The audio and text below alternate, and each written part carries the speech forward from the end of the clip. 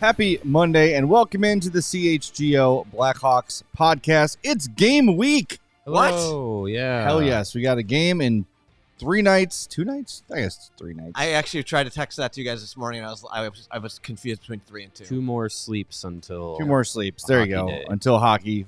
We're going to be here. And by the way, we are your only post-game in town for this preseason Blackhawks. Sure are. We're here Wednesday. We're here Friday. We're here Saturday doing post-game shows. And if you want a post-game show, this is it. So if you're not already subscribed, do so. Turn on those notifications so when we go live, you know we're live. All that great stuff. And while you're here on YouTube right now live, hit that like button for us.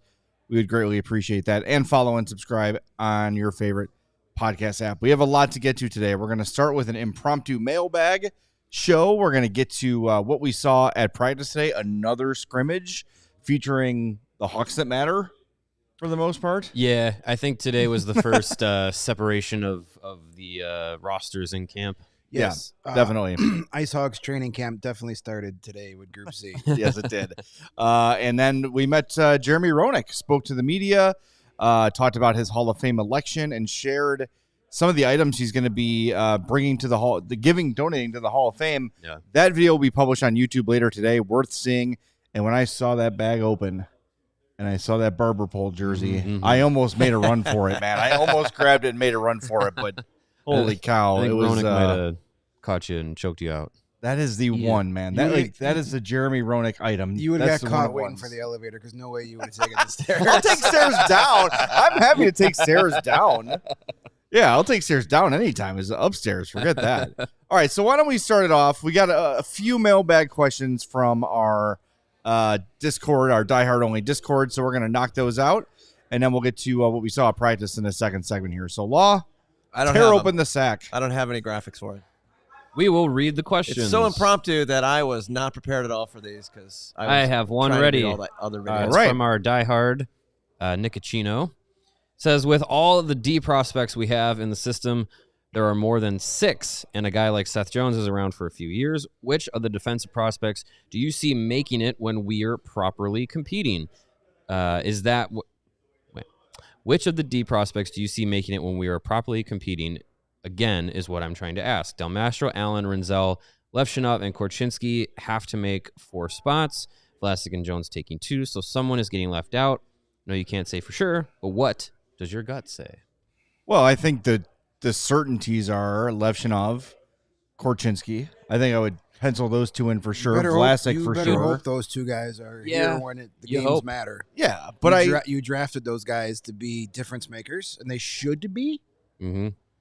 But beyond that, you don't know, because when we're talking about contending for Stanley Cups again, Kyle Davidson talks about it all the time, and he talked about it last week. Like, players are also assets, and when you have 6 NHL-ready defensemen in their system, and you've already got a bunch of guys under contract, some of those assets can be moved to other teams to fill in blanks that are missing elsewhere. So it's hard to predict, but I feel very confident that when the Hawks are contending again, Kevin Korchinski, Alex Vlasic, and Artem Levshinov will be 3 of the 6.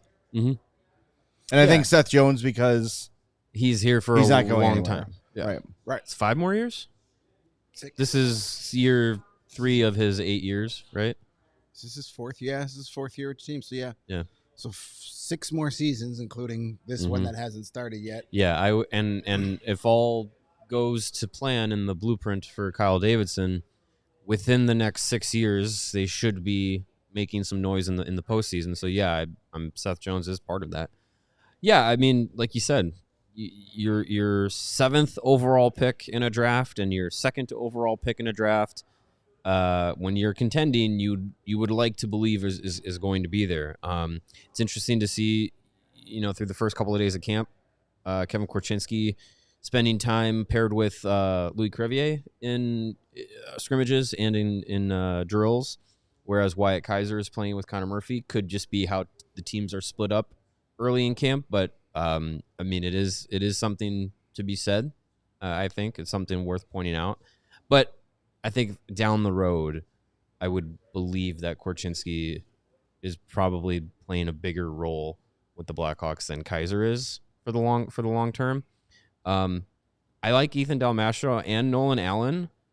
I wonder if down the road, because they're very similar in style of play and their skill sets and everything, I wonder if down the road Kyle Davidson says we have two productive guys that do the exact same thing, and maybe we don't need two productive guys that do the exact same thing.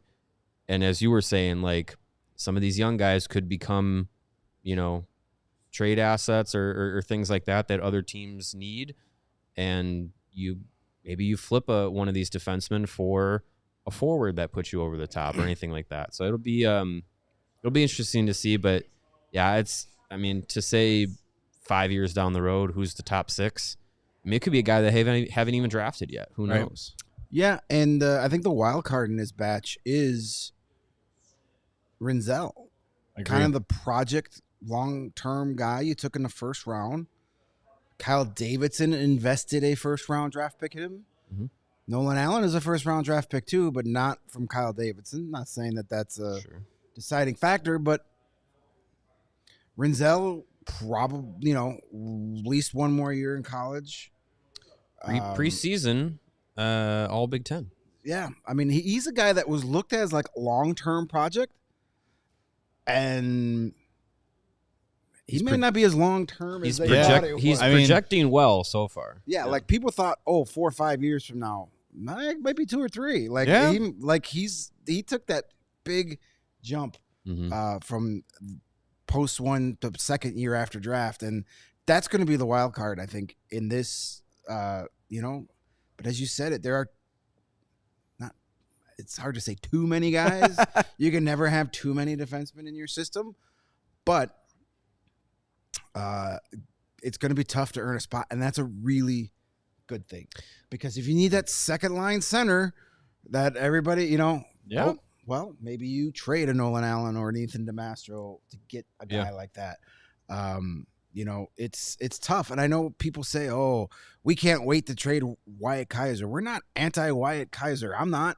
I like him a lot. I just don't. When I look long term, I don't know if he's one of the best 6 out of this group, or I also feel that he might be the most out of like Del Mastro, Allen, and Kaiser. He might be the most attractive on the trade market. So maybe, you try and trade a guy that you'll get the most for. Maybe. Guys like those puck-moving defensemen, and DeMastro could be that.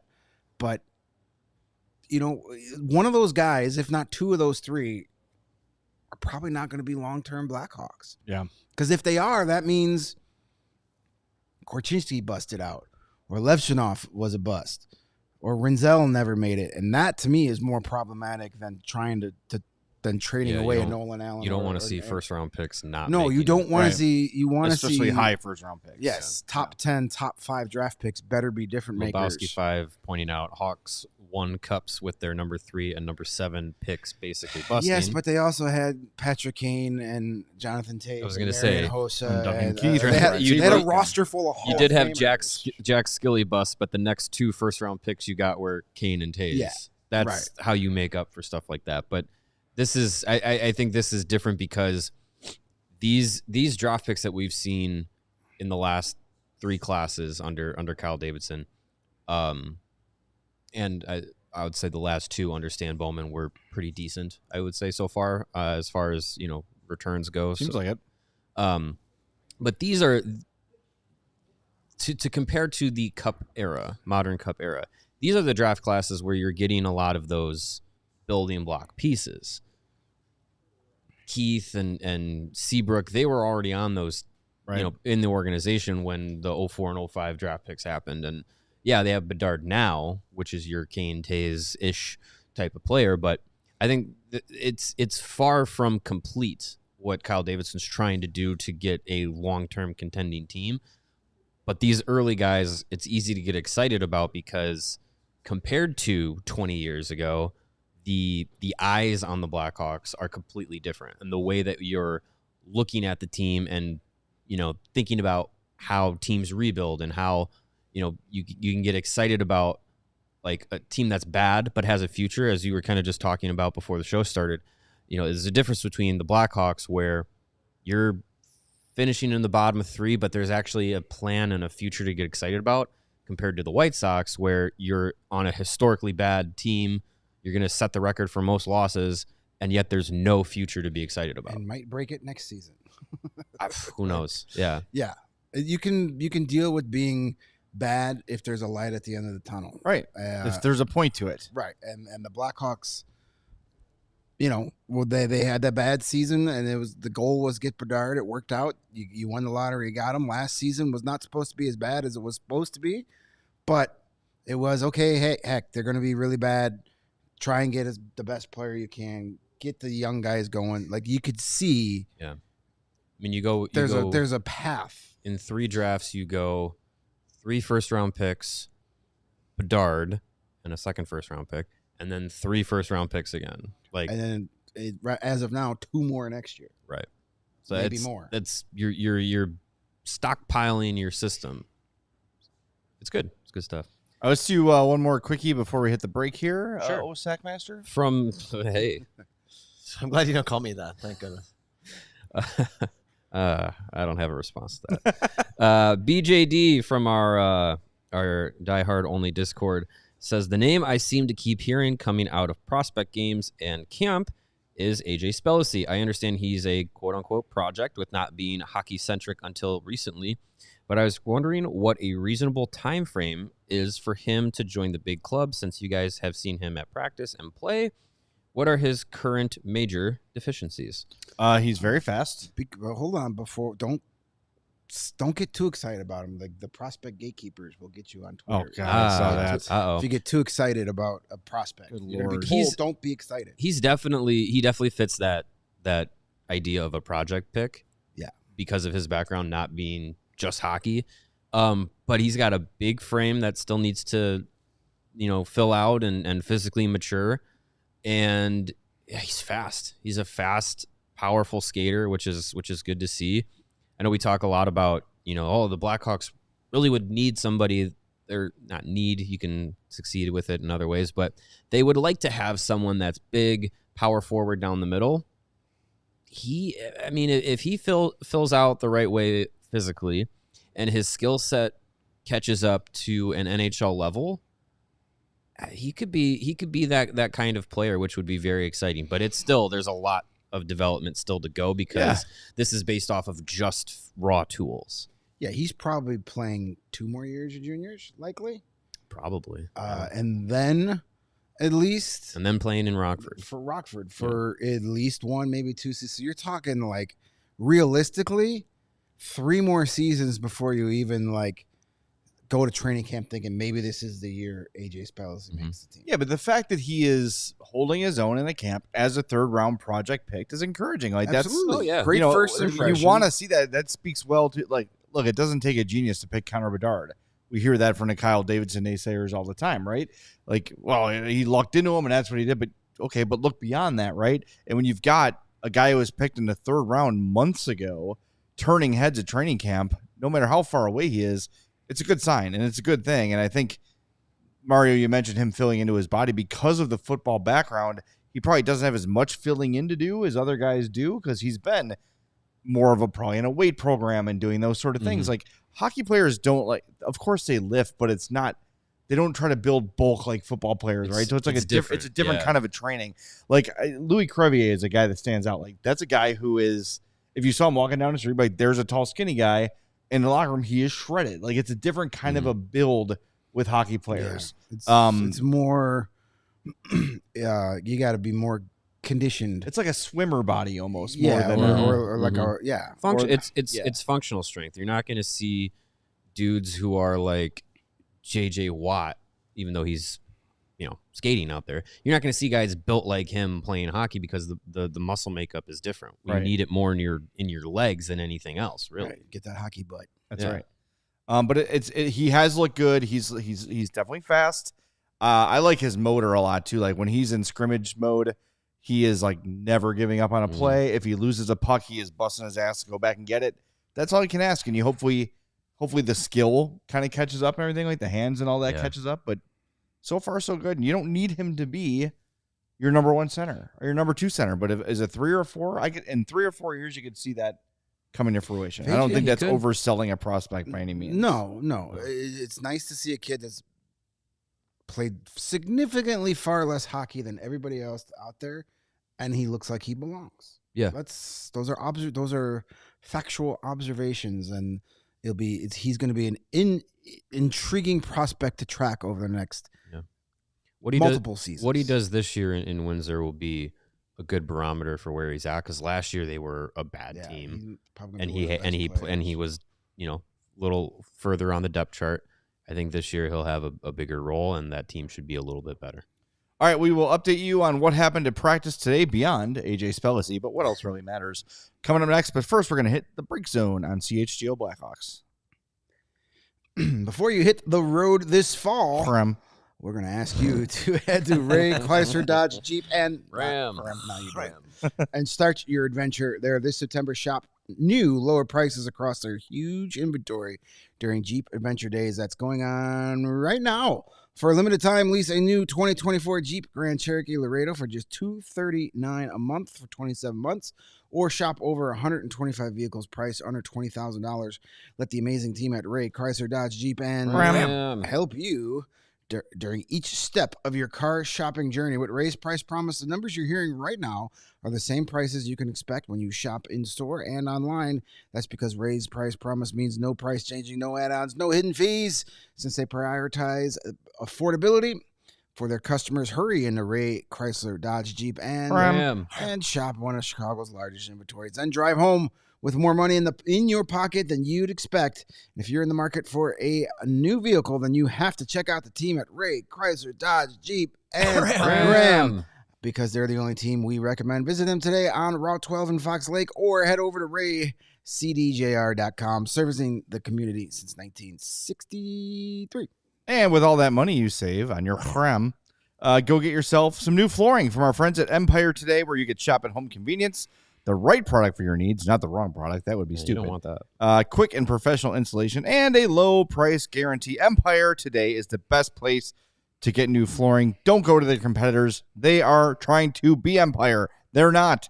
So go to Empire today. That's the way to do it. They are obsessed with finding you the best floor choices, not just overwhelming you with a million different choices. And if you want to see how your new floors are going to look in your home or your space, the best way to do it is with their virtual floor designer. It's a great way to see how your new floors will look in any space, from your man cave to your bedroom to your closet, whatever it might be. Snap a pic and you'll see how those new floors look. Schedule a free in-home estimate today. All listeners can receive a $350 discount when they use the promo code CHGO. Restrictions apply. See empiretoday.com/CHGO for details. I'm told we have one more mailbag question. All right, let's do it. One more. This comes from Easy EV on Twitter. Buy or sell, Bedard has at least one hat trick this year. Buy. He had 0 last year. He'll get one this year. Yeah, he'll get one this year. I would also buy that. How many 2-goal games will he have? 40. 82. Over under 7.5. I was gonna say 7. I was gonna say 7. I'm gonna go under that. Under?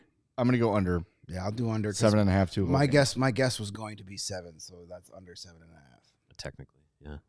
I mean, if he goes over, that's at least 16 goals on the season plus the hat trick. Over 8 games plus the hat trick. There's 19. I'm gonna go over just because I want all the goals for Bedard this year. Want every single goal to be his. All this all. Just no one else on the roster has a goal. No one else can shoot the puck except Connor Bedard. It's gonna make Who's Your Hawk a very interesting night. I think he's gonna. I would like to believe that his goal scoring is going to increase this year. You give him, year 2 of knowing how to, shoot in the NHL when he already came into it with an incredible release. I think he's going to be his year 2. I think is going to be very, very fun. I think so. You're going to see more of that Connor Bedard we saw glimpses of, where he kind of was like staring down the goalie Yeah, in Carolina. second post injury Bedard. Yeah, you're going to see that guy that's got that swagger and is not afraid to show it. You're going to see the guy that, even talking to him today after practice, he's so much more relaxed and making jokes. That's on YouTube too, by the way. And a little bigger in the upper body, I noticed. Firmer. So I think we're going to see a little more personality and a whole lot more swagger. I'd say in the last this year. I'd say between his doing his thing on Instagram Live and just the 2 or 3 times he's talked in camp, I think we've already seen more personality in the last 2-3 weeks from him than we've seen all of last year, really. Well, Luke was even saying that about Kurashev. Mm-hmm. Like last year, newer guy, being a little bit quiet, and now he's starting to establish himself in a room a little bit. So it's natural when young players, and Bedard is especially one of those like hockey traditionalists. I'm the rookie. I'm going to keep my mouth shut. Yeah. Talk about the team kind of guys. And I think this year he's going to feel a little freer, and he just won't have as much demand everywhere he goes, where every time he hits a city, there's a room full of people waiting to talk to him. It's still going to happen when he goes to Vancouver and Canada and the big cities and stuff, and people are going to want to talk to him, but it'll be different. It's still going to follow him. By the way, Connor McDavid last year, I want to guess how many 2+ goal games he had. He didn't score a ton of goals last year. Yeah, he didn't have a big goal scoring How game. many 2 or plus assist games did he have? No, that's different. 70. Did he have 5? He had 4, no hat tricks last year. Bum. 4 2-goal games. See, that's going to. So would you ask me how many two assists or more? Yeah. All right, give me about at least 30. McDavid is the guy who can choose each season how he wants to play. He didn't want to score goals last year. Yeah. He wanted to be he led the league in goals the year before, so he got bored of that. So he was like, "Here, let me see how many goals I can set up." Right. 26 games of 2 assists or more. He had a 6 assist game of 4 4-assist games. It's insane. And 4 and 5 3-assist games. And then set the record for most assists in a Stanley Cup playoff. Yeah. Oh, yeah. Those are those goals that no hockey player wants to tell you that they have. UC Saros. Hey. Zach Hyman benefiting from it big time. Yeah. And his parents. See, we got a new one. We got a new bit. We are going to explain all of our bits before the season begins. Yeah, that was one of the mailbag questions. We kind of sort of have to retire. I think our longest running bit. I know. Yeah, unfortunately. Well, except twice a year we can Sky Point. Yeah. Mackenzie Entwistle scoring the game-winning goal. One of those Florida games. I'm selling on that one too. Depends on if he's on the roster. It's gonna happen. They're bringing him up just for that. It's gonna be his first game in like 13 games, and he's gonna come out and he's gonna put the dagger in the hearts. All right, what do we see at Pride? Before we get to Jeremy Roenick, which was great, and really keep an eye out later. We're not going to play the video on the show today. We're going to play his interview, Jeremy Roenick. But before the interview, he was pulling out the items he's going to donate. Very cool. It's going to be on YouTube later today. But what do we see in Pride today? One thing I noticed, the goalies look good. Oh, yeah. Like that scrimmage today, and it was Mrazek played the whole scrimmage, if I'm not mistaken, 2 periods. And then Soderblom and Comesso switched off. Mm-hmm. And they all 3 of them looked very, very solid, making big saves. It's not like there weren't high danger scoring chances. There were a bunch, and the goalie stood tall. I know who scored the goal? Joey Anderson scored a goal where Ryan Donato stripped Wyatt Kaiser, and then Joey Anderson scored on that attempt. Donato had a really good day today. Yeah, Donato looked real good. I mean, this is what we're talking about, though, when it's going to be a roster battle instead of guys knowing they've got spots, because who else is going to take my spot? Right, yeah. There's a bunch of guys ready to take your spot right now. And Donato, not that it was ever a problem with him last year, to be clear. He's always a hardworking, grindy kind of a guy, but he had a really good camp. When you start to see these guys stand out more among their equals or their competition, these guys came ready to play this year. Yeah. The physicality, the pace has been noticeably different. I think the scrimmages play a part in that, and I think the players really enjoy that. So I mean, what we heard at the end of the season last year at the end of year press conference, where some veterans were talking about wanting to change how they practice and make it more competitive, it is felt like that can be felt. Like Luke Richardson's definitely taken those constructive criticisms and suggestions to heart, and they've changed things up, and I think it's really making it making the season happen quicker. I feel like they're getting into a rhythm faster, which I hope translates through the preseason and into the regular season when everything matters more. But I think by being able to do that and set that kind of tone in practice, that carries over throughout the rest of the season. To know that you can get in, get out in an hour or less of practice, and it's high pace, high intensity, high focus on implementing certain things.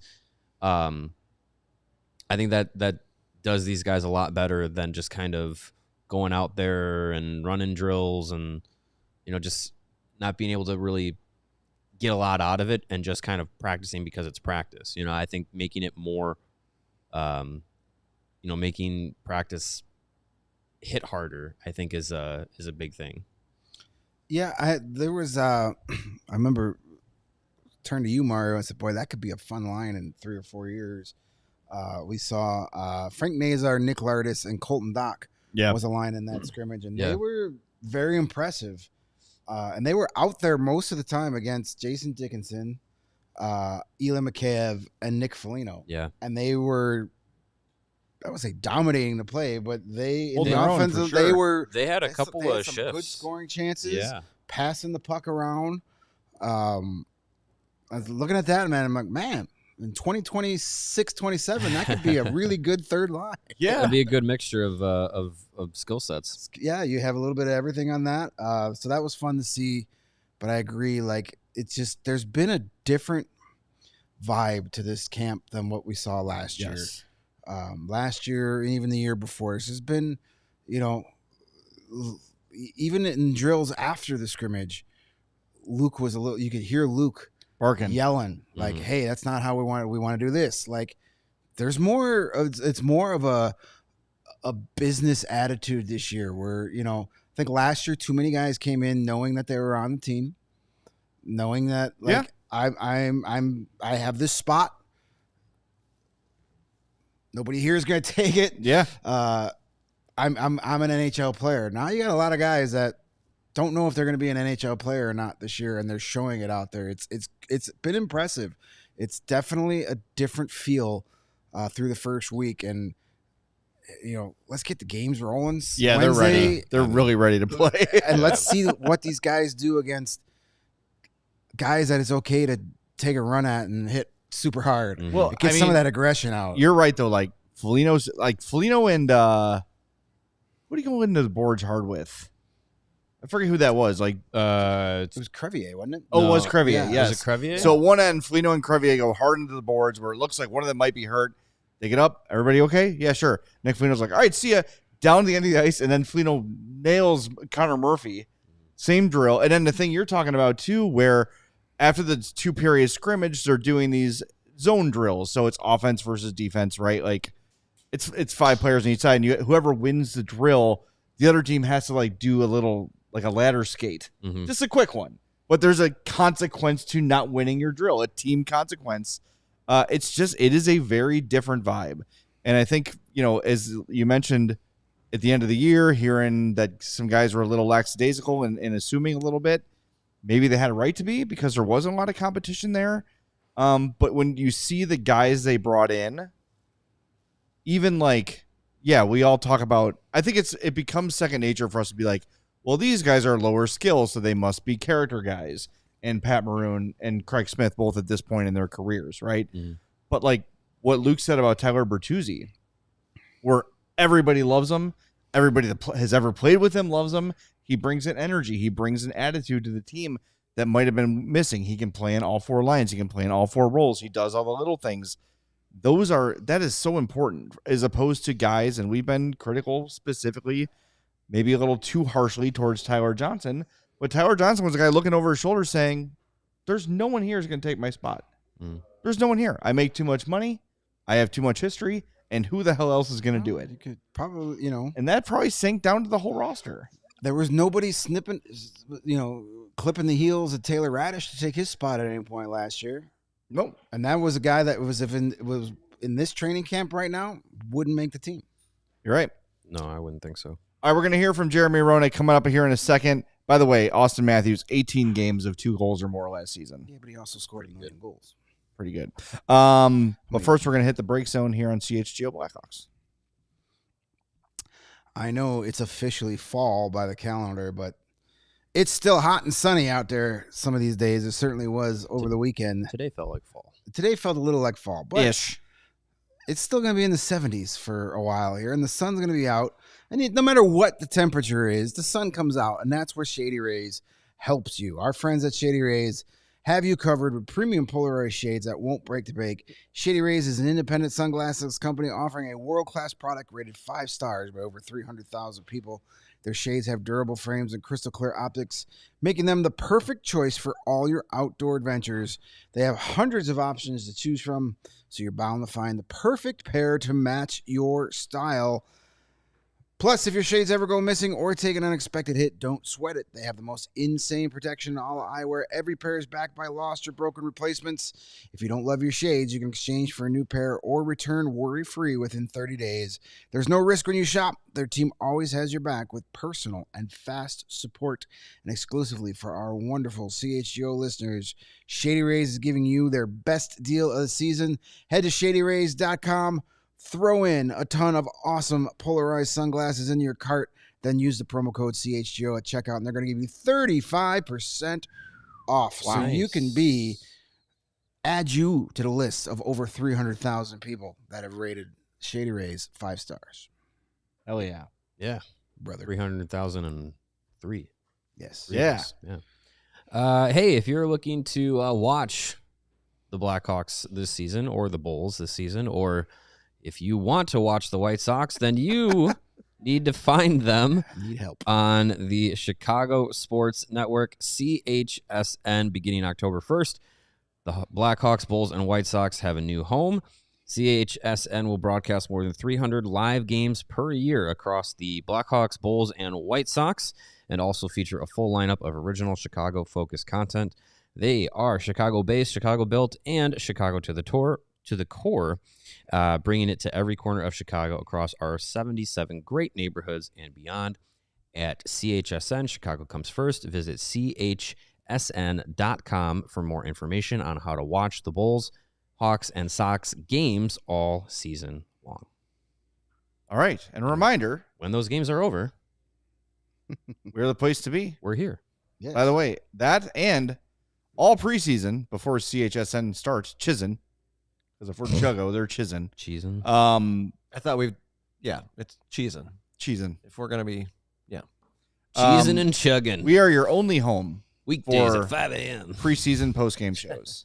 So as soon as the game Wednesday ends, we're going to be here. We will be here. We're going to have postgame coverage. We're going to hear from Luke Richardson. All the stuff we do during the regular season, we'll be here all preseason, including Saturday's radio-only broadcast. We're still going to be on postgame. It's going to be like Ralphie and his family gathered around the radio, listening to Little Orphan Annie. Crummy commercial? Yeah, exactly. So we will be here all preseason. So don't forget that when the regular season begins, because we're here after every game. Damn it. Yeah. All right. Let's hear from Blackhawks legend Jeremy Roenick, who is soon to be a Hall of Famer. He had a lot to say today, very emotional, as he tends to get that way. He's a crier, Yeah. JR. Yeah. He's a big old crybaby. Well, that was Mario Tirabassi. You can be found I'm on kidding. Twitter at Please don't Mario_Tirabassi. ever punch me in the face and kill me. All right, here is Jeremy Roenick.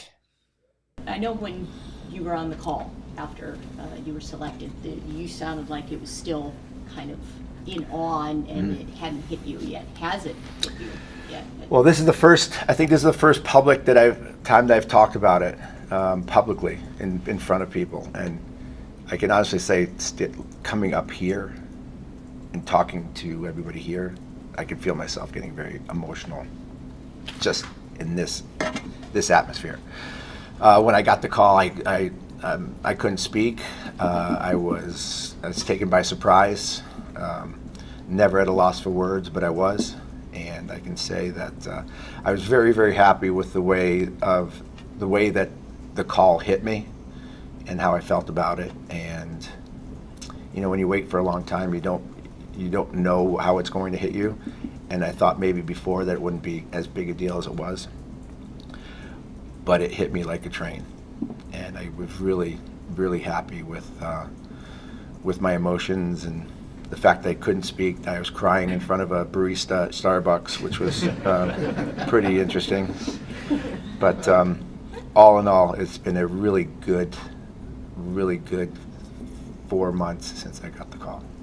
Yeah. What was it like for you as you go through your stuff and the memorabilia however years and you're deciding what you want to donate and what is just too special for you maybe to move on? Yeah, that's a great question. Yeah, what's that process like, as you do that and decide what you're going to do? It's very difficult because you go back and literally you start reliving so many memories of things that you've forgotten, right? I went through so many different magazine clippings. You would be amazed what you accumulate over 20, 30 years of a professional career and things that you didn't even had. I have people that have sent me binders of clippings and cards and pictures, and to be able to go back down memory lane is amazing. And then coming across some of the jerseys and some of the artifacts that are really hard to separate from. The biggest one was my 500 gold puck, which I was very tempted to give to the Hall of Fame. I wanted to give it, my wife didn't want to give it, so we went to the tiebreaker, which was my son, and my son said he wanted to have it, so we kept it. But it was a great feeling, but also a very nervous feeling, because you don't want to give up something that means a lot to you or that you want your kids to have. But it was very special though. Jeremy, for somebody like myself who covered you, yes, you were here, nice to see you again. Can you tell people what it was like to play at the Chicago Stadium and how electric and deafening it was? Chicago Stadium was without question the greatest building that I've ever seen, ever been a part of, ever watched a game in or played a game in. I'm looking forward. I don't know if he's here doing an interview about the stadium tomorrow and what it meant to me. The energy in that building was like nothing else. To be in the locker room, having to check your helmet for cockroaches before you put them on, knowing the history that was there, knowing that you had to go up 26 steps to get to the arena floor, hearing that organ, and the energy that you felt going up those stairs to hit that ice and literally be shot out of a cannon in front of some of the most ruckus fan base that I've ever seen in hockey or in sports in general. But when that anthem hit and the people rose to the rafters, and literally I remember sitting on the blue line and there would be all sorts of soot and stuff that would fall from the rafters because the building would actually shake. There's never been a building that was like that or that can emulate it in terms of its aura. And I could say that a lot about all the original six, but nothing had a Chicago Stadium feel, because there was a lot of blood loss and sweat and tears in that building that I think a lot of people really miss. And we've kind of really missed that intimacy of the smaller buildings now with the new wave, with these big 20,000 seat arenas with every luxury you can possibly have. That intimacy is kind of lost now in sports. But I was really glad to be a part of it and have the ability to be in it, because that's the question here in Chicago. Did you ever see a game in Chicago Stadium? And the ones that said yes really have there's something to remember and a treat that they can remember forever. It sounds like there was some frustration, maybe even some bitterness about how long it took to get the call from the Hall. Does that melt away once you do get the Hall, or is that still in you a little bit? It goes away right away. There was a lot. I've made it very public that the frustration of me getting this call and having my dad miss it. My dad passed in 21, and he was my biggest fan. I mean, here's a guy who never missed a professional game, whether it was on television or in person. The sacrifices that obviously parents have to go through, but my dad was the one that literally was engulfed and embedded the most in my career. So for me, it wasn't so much for me, it was I would have liked my dad to have seen it, and he missed it by a couple of years. But that's really the main thing. It was amazing how 12 years had just been literally erased with one phone call. Does it make you appreciate it just a little bit more, having waited that long? A lot more. I appreciate it a lot more, especially going through all the steps leading up to the weekend. The barrage of phone calls, texts, emails, social media, reach outs, direct messages, whatever the case may be, was mind-boggling. I got the call at 11. They told me not to say anything till 12:30. By 1 o'clock, I had 2,500 messages on my phone, without question. I could look at my phone and watch it just click over, and I was just. I think you lose perspective or lose sight of a lot of things when you're kind of separated and not in the thick of things, or you forget a lot of things. But a lot of people came out of the woodwork. A lot of people that I have forgotten, people that I would never expect to call. I got some pretty amazing texts and messages and emails that, getting a call from Wayne Gretzky is pretty spectacular. Getting texts from very important, very high-end political officials, very cool. A lot of teammates, a lot of friends. I've been very, very lucky to have a great fan base and a great friendship base, and I think a lot of teammates that helped me along the way. Not many didn't recognize it, and it really it humbled me a lot, a real lot. And the thankfulness and the gratitude I can't beyond words. Sometimes hockey history and history makers gets lost on younger generations. So if you're speaking to them, what do you want them to know about you as a player and a person, what you brought to the game? What do I want people to remember or look at? Well, number one, it's overcoming the laws, overcoming the odds. When I came to the Hawks in 1988, as I mentioned to you, I was 158 pounds. I was 18 years old coming out of high school.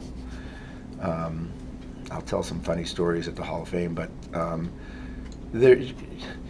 dreaming is huge, and when I got here, I didn't know whether I'd be able to make it, and hard work and determination and an absolute denial of failure helped me do what I did.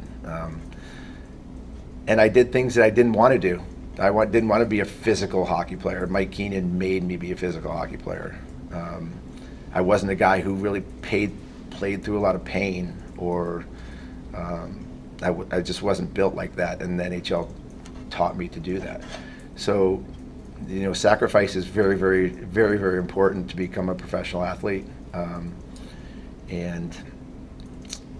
I was one of those guys who was able to, either through my own craving to be good or be successful, through following my teammates and listening to my teammates and following their lead.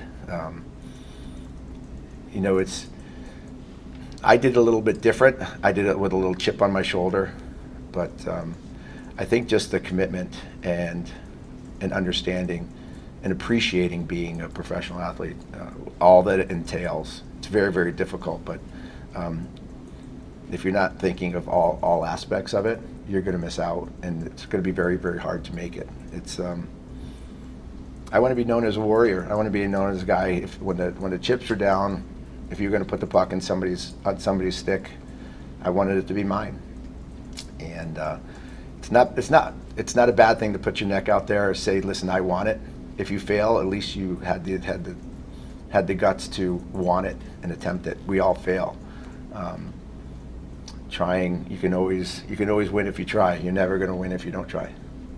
And I was one of those guys that wanted the puck on the stick. And everybody's sometimes isn't worry about failure, fear of failure, but sometimes that fear of not trying could be bigger than the fear of failing. If that makes any sense to you, it's really powerful for me. So no matter what you try to do, always dream big, always have big goals. I remember my old coach used to say, shoot for the moon. If you miss, you're still among the stars. So have fun doing it and don't be afraid to take chances. Were there any specific Blackhawks teammates when you got here that really helped you and Yeah. got you to believe that it could happen? Yeah, 100%. Doug Wilson, number one, was my first roommate when I got here to Chicago. Was a huge influence of mine, in which you will see at the Hall of Fame. It goes beyond that. Dennis Savard was a huge part of the start of my career. Steve Larmer and Michel Goulet, who I played with. I would not have become the player that I was if I didn't have two Hall of Fame line mates like them. I mean, Steve Larmer should be in the Hall of Fame. There's no question about that in my mind. And then it moves on to Chelly, right? Chelly is my hero. Captain USA. He's probably the most passionate and the guy that loved hockey more than anybody I've ever seen. Tony Amonte was my guy. But when I first got here, those Keith Brown, Dennis Savard, these guys were very, very important to me. Marc Bergevin's the first guy that ever fought for me as a young kid. I mean, these are things that you remember. I was so little, somebody touched me, Marc Bergevin dropped the gloves and pounded somebody on St. Louis for, getting in my face. Those things you remember. So, and they teach you, because then I have to teach the next group. But those are the guys that really were probably my biggest influences. With the, you mentioned Chelios and USA, and you're donating a jacket. We've seen such an increase, it seems like, every year in the draft of American-born players going highly. Do you feel like your generation of American-born players with the Medanos and the Halls has a responsibility for the way that American-born players are seemingly becoming a majority Absolutely. in the National Hockey League? Without question. It's our generation created a dynasty. There's no question. We became a world power because of the generation I played in. But that was spurred on by the 1980 Olympic team. Obviously what happened in 1980, which was the biggest upset in sports history.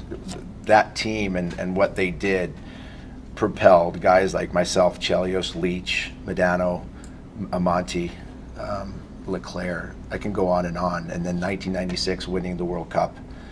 And then from there propelling into an Olympic medal, silver medal in 2002. Those kids that now are growing into the NHL stature. Those guys looked at us, looked at Mike Medano, looked at Chris Chelios, Brett Hall. That these are the guys. We're the guys that they watched. And now you see, when I came in the league, there was 14 or 13% was American in the National Hockey League. 13% were Americans. Now it's up around 32%. So I think our generation has created a totally new and bigger wave of hockey, and now compete with Canada as the best nation in the world, for sure. Just one last one. Sorry, you're going in with quite the class, and just what do you think of someone? I know you told the story about you were almost teammates with Datsuk. Yeah, but I was. Quite the group that you're going in with. And yeah, it's a great group. Shea Weber,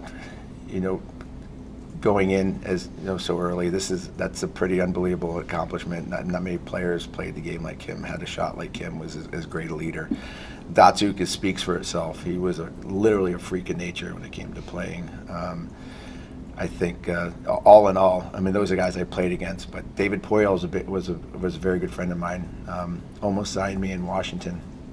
So we've had a lot of conversation about playing for him, and Colin Campbell, what he's done for the league is pretty much speaks for itself too. Unfortunately, I had too many wrong end of the phone calls with Colin Campbell because of disciplinary reasons. But it's a great class. I'm really happy to be going with two great females from the Olympic years, and what female hockey is doing right now with having their own league, their own professional league, which I'm so proud of. And they're going to spur on so many more younger females to play hockey. There's no question that we need women's hockey to continue to grow and get stronger to feed the NHL, the women's NHL league, which I think is fantastic. That was literally Jeremy Roenick at the podium today. I love misuses of literally. I do it all the time too. But at the Chicago Stadium, you're literally shot out of a cannon. That's awesome. I don't remember that. Great way to start a game.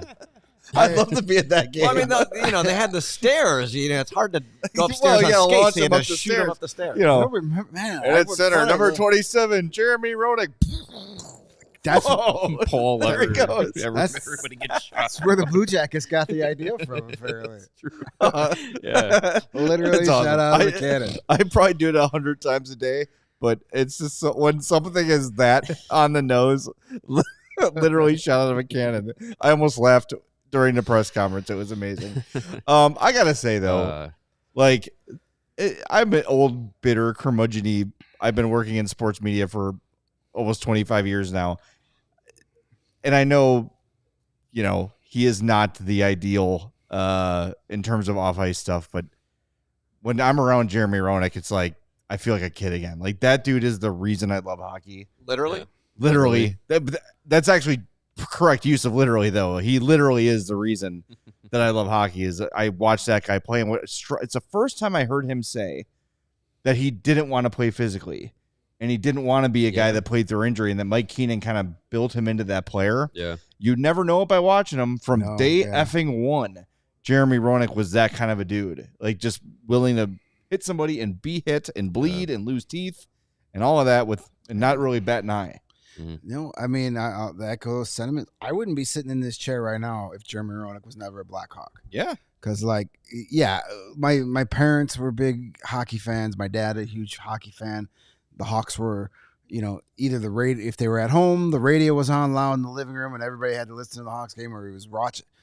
But it was when Jeremy Roenick got here and those teams with Roenick and Belfour and Chelios, they made hockey cool to me. They were like, that's like Jeremy Roenick in early 90s with the mullet hanging out of the back of the helmet and the rearranged face and the missing teeth and just the FU attitude and putting up goals. And that was the coolest thing ever as a 12, 13, 14-year-old watching the game. That was like, wow, that's a badass right there. And I've had the honor of one of my first biggest interviews I ever did when I was working for a former job was I got to interview Jeremy Roenick and had a really cool 15-minute phone conversation with him.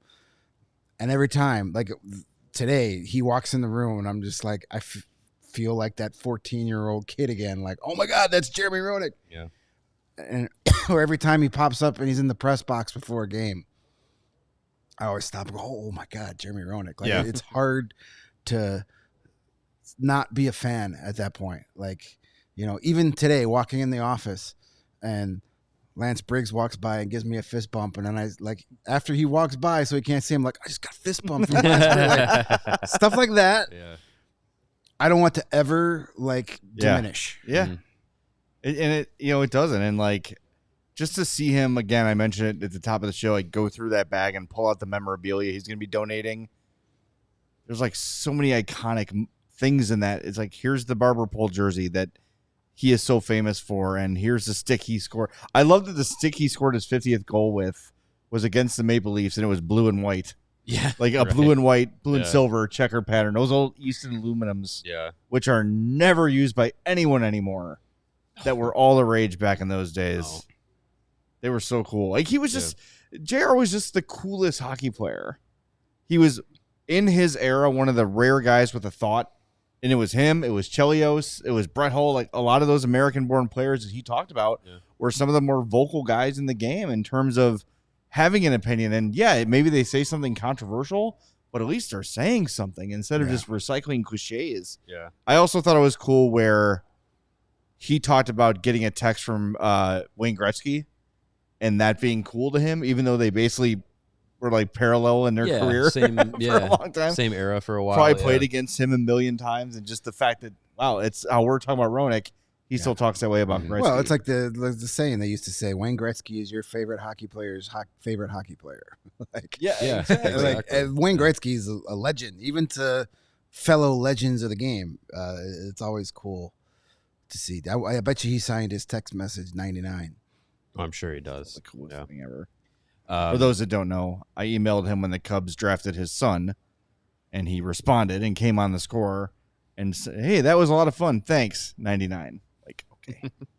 Yep, know who that's from. Yeah, it's not confusing that from anybody else. Pretty big flex. Tank Johnson? Wow.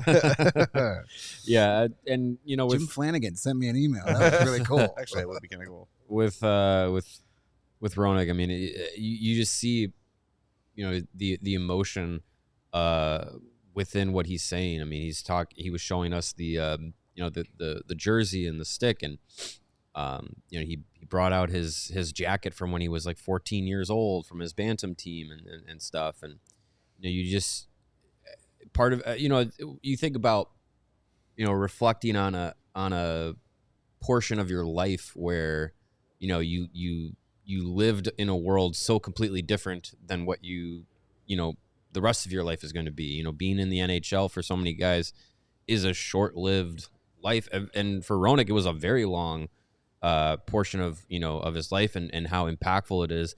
And then you see him kind of talk about it and relive it. I can't imagine today being like, here's the stick that I used scoring my second 50th goal ever in my career, and like holding that stick and being where he is now, and probably thinking like, I remember exactly how that play happened, and and just kind of reliving that, and you see the emotion well up. It's a cool experience to see like a professional athlete and one that legendary within not just the NHL but also within Chicago, going to the Hall of Fame and all that, seeing them like feel the gravity of like what they did in their professional career.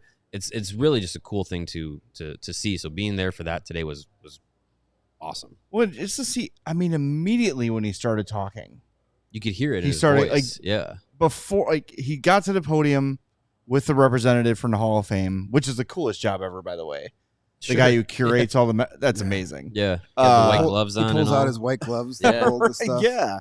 But just as soon as JR like kind of stood there and looked at everybody and saw the cameras again, that's got to take him back. And like, I know it's not the same thing, but I went to my first high school football game in like 20 years this weekend for Homewood Phosphorus homecoming. Man, I remember running out on the field. I remember homecoming. And like that all comes flooding back, and it's hard to not get emotional because not just because it was a great time, but like you're younger, life is simpler, you're having so much fun. It's like, man, what I would do for just one more. Like if Jeremy Roenick literally like, hey man, do you have one more game in you? I remember Doug Buffon always used to say he has one goal line stand left in him. Like that he could go, I don't know. It's just, you could see the nostalgia handling those items and talking about those moments and just reflecting on the Hall of Fame. It meant so much to him. Yeah. And for fans of a certain age, me and Greg, middle-aged men, that guy means a lot to us. And here's a picture of him holding up that jersey. That's the one, man, with the 75 patch on there. And how did he sneak that out without having to return it at the end of the year? Because they only got one jersey a year. Right. I guess when you're JR in 1993, you can you have some pull. You can give the equipment guy a $100 handshake, and the jersey's yours. Was it probably still Troy Parchment back then, right? Probably. Yeah. 92. All right, we're going to be back tomorrow at 2:30. One more practice before the Hawks hit the ice officially Wednesday night for the preseason opener. Reminder, we're going to be there for postgame, so don't miss that. Do us a favor, if you've not already done it, please hit that like button on the way out. We would appreciate that. But hopefully we'll have a little more clarity on who's going to play. We will have clarity on who's going to play the preseason opener tomorrow. So that's where we're going to start things then. In the meantime, we appreciate you being here. We'll talk to everybody tomorrow at 2:30. Keep an eye out for that Jeremy Roenick video on our YouTube page later today. Thanks for watching CHGO Blackhawks. We all silly like the mayor.